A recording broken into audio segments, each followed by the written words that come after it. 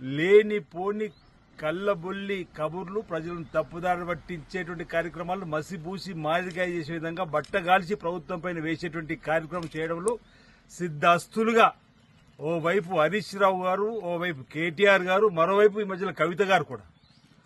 రైతు భరోసా మీరు 10 సంవత్సరాల ప్రభుత్వంలో సృష్టించిన విధ్వంసం వల్ల రాష్ట్ర ఆర్థిక పరిస్థితి అధోగతి పాలై ఆనాడు ధనిక రాష్ట్రం అని చెప్పిన మీరు శ్రీమతి సోనియా గాంధీ గారు తెలంగాణ ఇచ్చినప్పుడు 16,000 కోట్ల నిలువతో మీ చేతుల్లో అధికారులు కట్టబెడితే 7 లక్షల కోట్ల అప్పుతో అధోగతి పాలు చేసిన మీరా ఈరోజు ప్రజలను తప్పుదారి పట్టించే విధంగా రైతు భరోసా వేయకపోతే ఎందుకు వేస్తలేరు రైతు వ్యతిరేక ప్రభుత్వం అంటారు.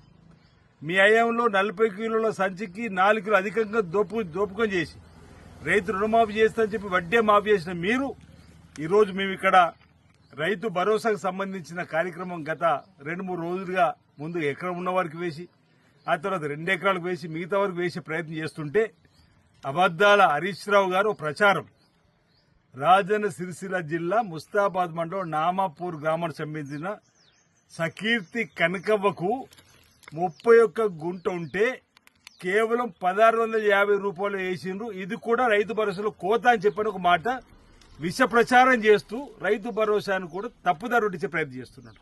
ఈరోజు సకీర్తి కనకవ్వకు సంబంధించినటువంటి పాస్ పుస్తకం, ఈ సకీర్తి కనకవ్వ అనేటువంటి పాస్ పుస్తకంలో మీలో 4 గుంటలు ఉంది. 943/10/7లో 7 గుంట ఉంది, కలిపితే 11 గుంటలు. ఈ 11 గుంటలకు